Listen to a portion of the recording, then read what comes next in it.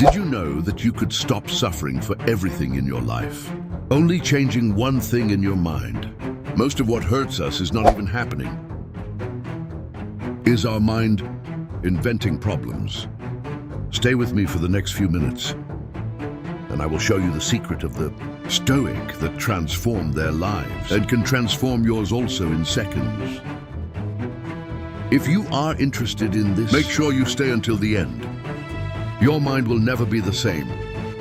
Invisible suffering. And if I told you that most of your suffering does not come from what happens to you, but how you interpret what happens to you. We live reacting. We react to a message that does not reach. We react to a look that we believe is negative. We react to minimal criticism as if it were a sentence. But no one taught us anything fundamental. We do not suffer for the facts. We suffer for the meaning we give them. This is where the Epictetus arrow comes in. We are not affected by what happens to us, but what we say to ourselves about what happens to us. Imagine this. Two people lose the same job. One thinks I am an angel. The other thinks is an opportunity. The event is identical. Suffering does not. So the question is not why life does this to me. The right question is why I am interpreting this in this way. For centuries, humanity has confused pain with suffering. Pain is inevitable. Suffering is literally interpretation. The problem is that no one taught you how to observe your thoughts. They only taught you to obey them, and that is where emotional slavery begins. But there is something even deeper. There is a biological and philosophical reason by which your mind seeks suffering. And when you understand it, you will no longer feel like a victim. The mechanical mechanism of suffering. Your mind doesn't want your peace, wants your survival. And to achieve this, he exaggerates everything. If today you suffer for almost everything, opinions, errors, German users, it's not because you're weak. It's because your brain was designed to detect threats, and the problem is that it now confuses dangerous discomfort.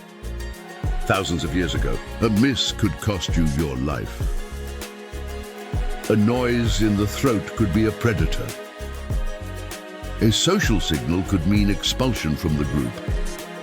Today, the same system is activated by a voice-over message, a comment in networks, a minimal error in the work, a critique that no one else remembers. Except you. Your mind dramatizes because it thinks it protects you. But what used to save lives now sabotage your peace of mind. This is where Stoicism becomes brutally practical. Seneca said it clearly. We suffer more in imagination than in reality.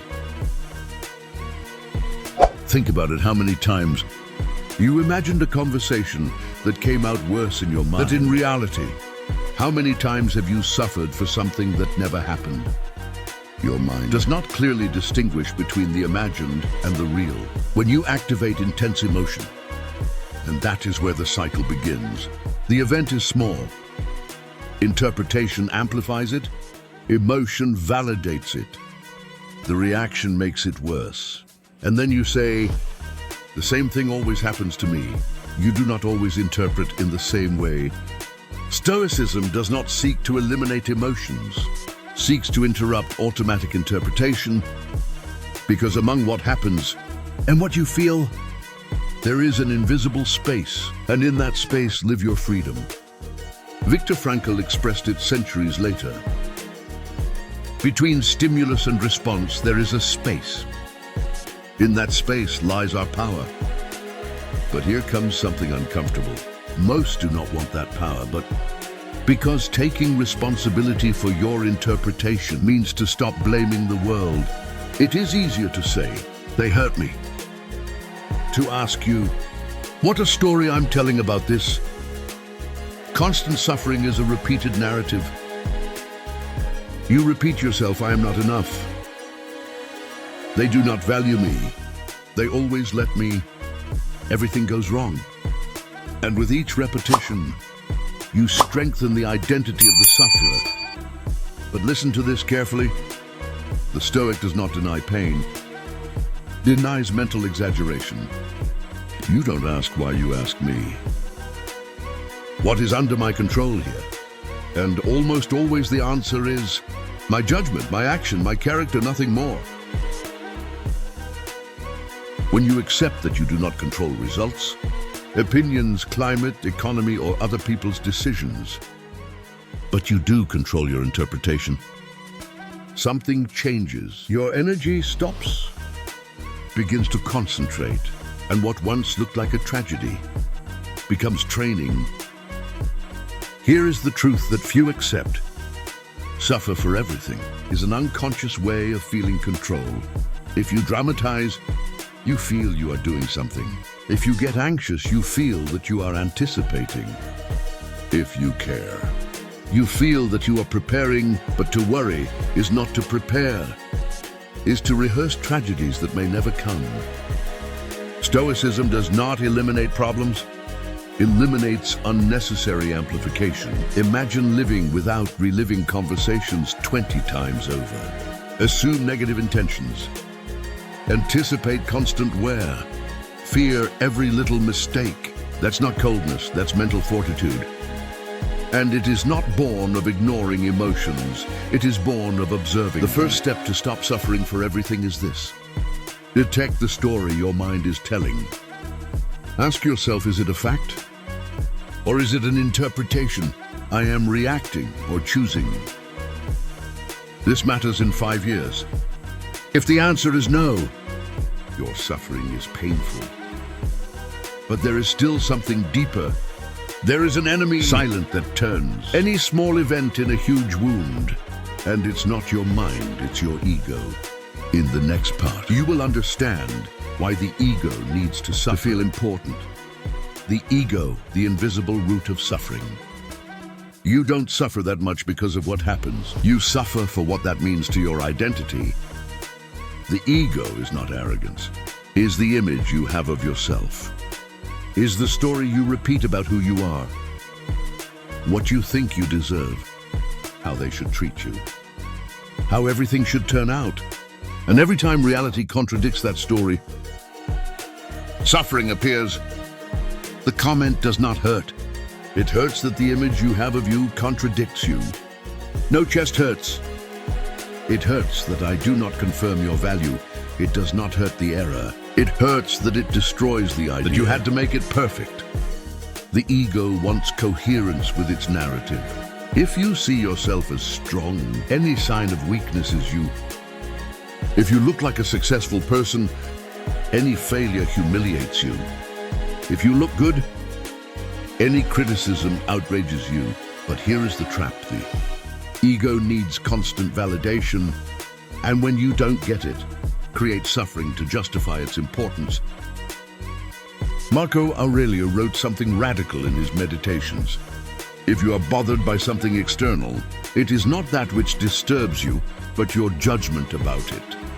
Here, ego interprets your mind, dramatizes your emotion, confirms your judgment, and the cycle continues. Imagine for a moment that you did not have to defend any identity, that you did not have to prove anything, that a mistake would not define who you are, that a criticism would not reduce you, that an angel would not invalidate you. Suffering would drop dramatically. Because what hurts you the most is not the event, is what you think it says about you. The ego needs to be compared, and in this constant comparison, always finds reason to suffer. Someone wins more, someone advances faster, someone seems, and your mind says, I am behind. I am not enough. I'm staying. But life is not a linear competition. Is an internal process. Stoicism does not destroy the ego, it puts it in its place. You are not your success. You are not your mistake. You are not someone else's opinion. You are your repeated decisions. And that's liberating because you can control decisions. But you can't control perceptions. Here comes something that changes everything. The ego suffers because it wants permanence, wants things to go as he expects. But life is change. And when you demand that it not change, you suffer. The Stoic accept impermanence. Not from resignation, from the understanding. Everything changes, people change. Circumstances change, you change. Resisting change is trying to freeze water. Only generates tension. When your identity is flexible, suffering diminishes. When your identity is rigid, any blow is broken by selfishness. Needs to be right. The strong character need to learn. And that's the difference. Ask yourself, I'm suffering from the fact, or what it says about me. Most of the time the answer is clear. You suffer because you feel that your identity has been attacked. But what if you don't need to defend it? And if you simply observe, when someone criticizes you, you can ask yourself why. There is something useful here if it improves, if it does not ignore. That's power. The ego wants to react. The character wants to choose. And each time you consciously choose, you become freer. But now comes the more practical part. Because understanding this is powerful, but applying it is what changes your life. In the next segment, I will show you the mental exercise used by the Stoics to break the cycle of suffering in seconds.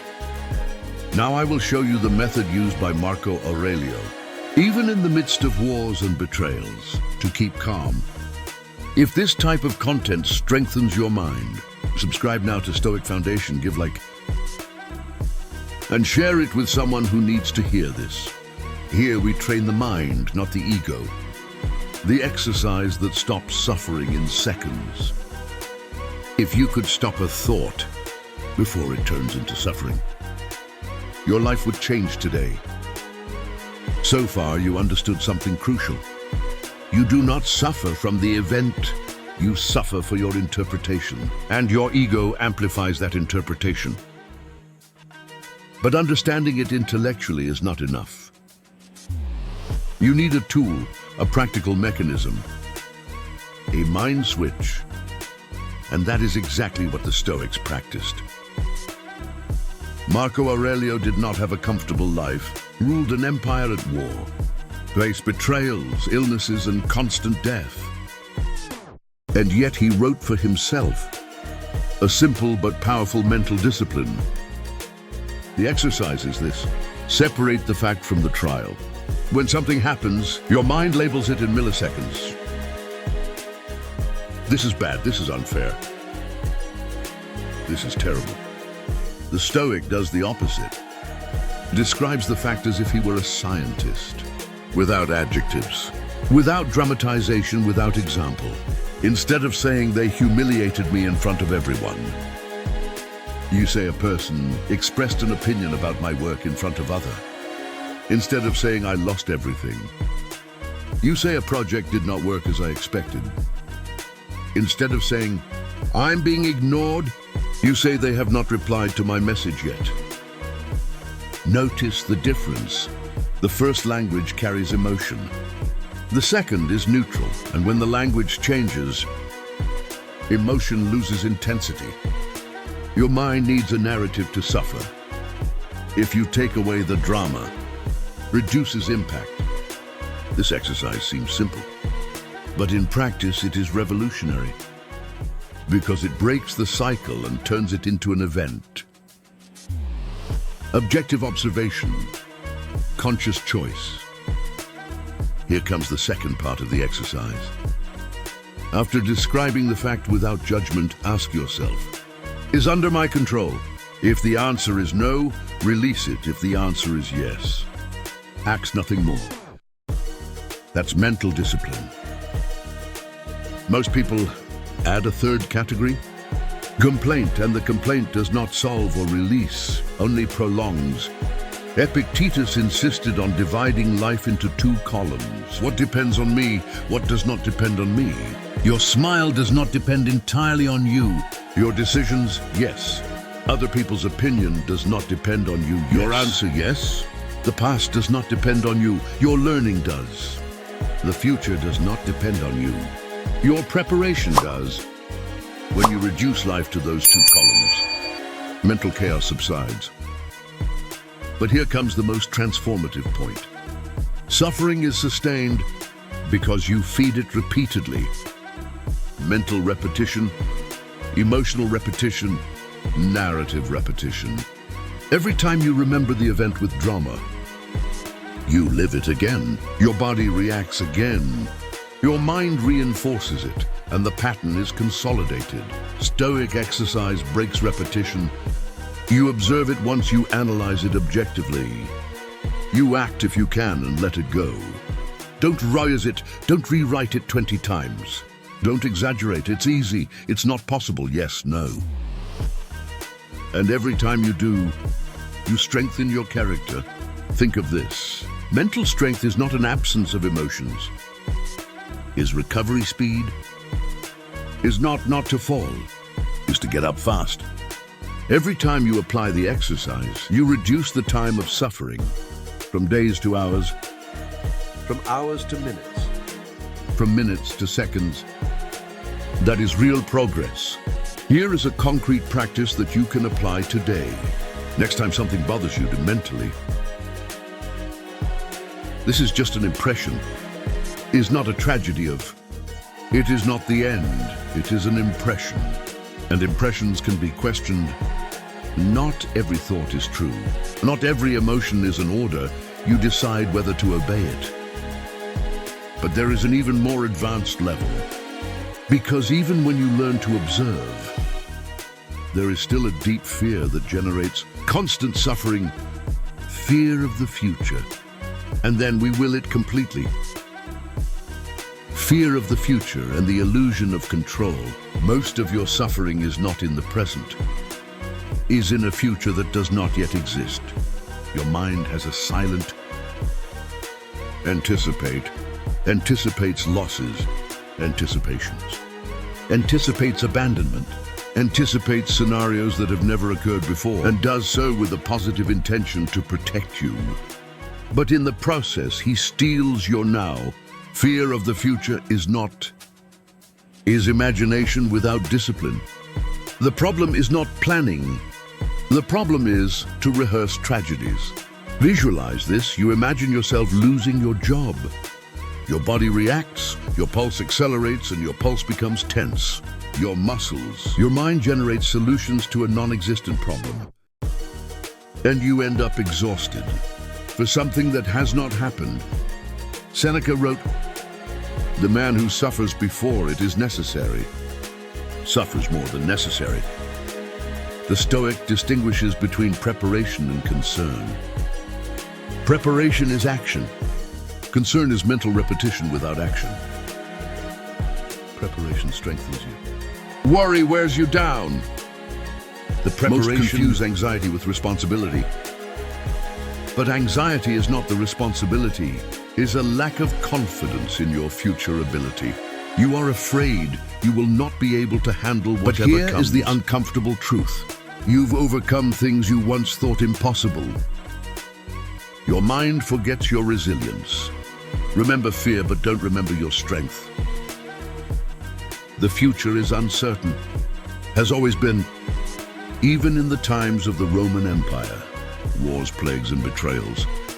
The Stoics had no guarantees.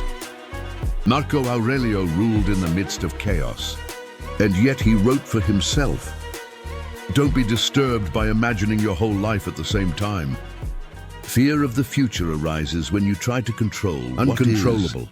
You want guarantees, you want certainty.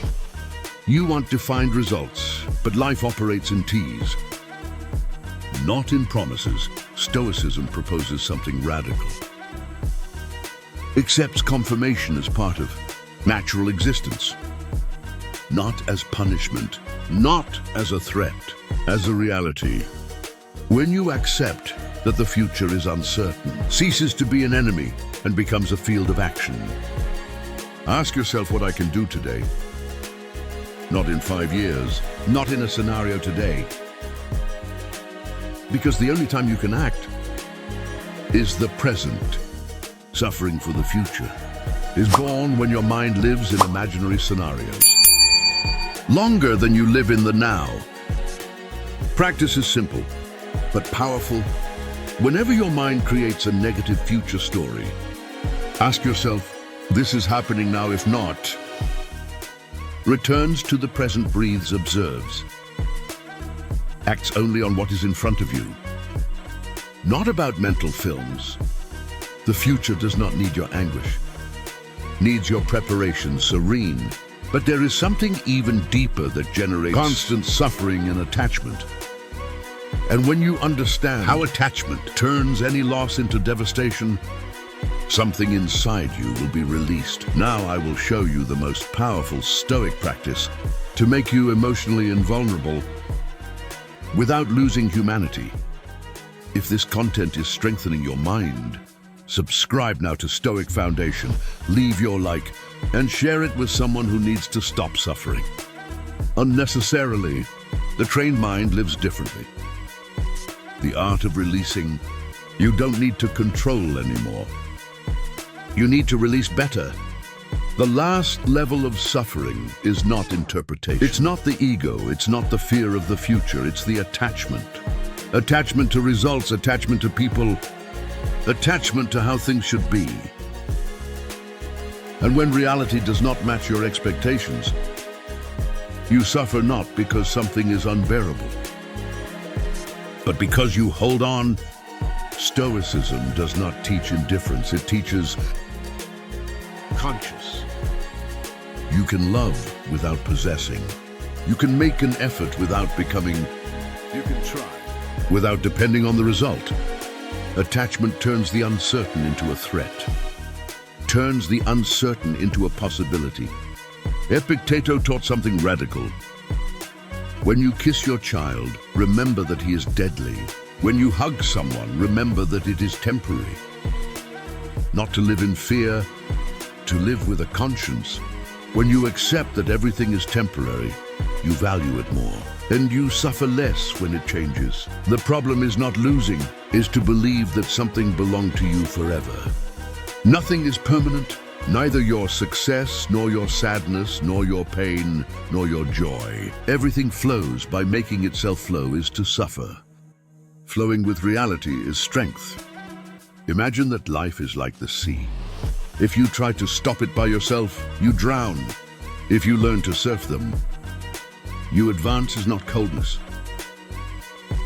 Is stability. Means I do my best.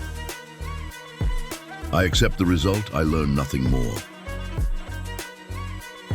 Suffering. Chronic is born when you want life to guarantee you comfort, but life does not guarantee comfort. Guarantees change, and strong character is not built by avoiding change. Is built by adapting. Marcus Aurelius wrote, loss is nothing more than change, and change is the delight of nature. When you understand that something breaks inside you, the need to control, the need to hold on, the need to suffer for everything, you stop reacting automatically, you start choosing, you stop dramatizing. You begin to observe, you stop screaming, you start to flow, and here is the most important closure. You can't avoid the pain, but you can turn every discomfort into tragedy. You can't help but be, but you can prevent that criticism from defining your identity. You can't help but smile, but you can avoid living in constant anxiety. You can't avoid change, but you can avoid resisting him. Suffering decreases when you accept three truths. 1, not everything is under your control. 2, not all thought is true. 3, nothing is permanent. When you integrate that, your mind becomes lighter. And when your mind is light, your life too. Today, you can continue to react as usual, or you can start training your mind. Because peace does not come when the world changes. It comes when you change the way you interpret it. And if this message resonated with you, subscribe to Stoic Foundation. Here we do not promise passing motivation. We train lasting strength shares. this video with someone who lives trapped in his or her mind. Because stopping suffering for everything is not luck, is discipline,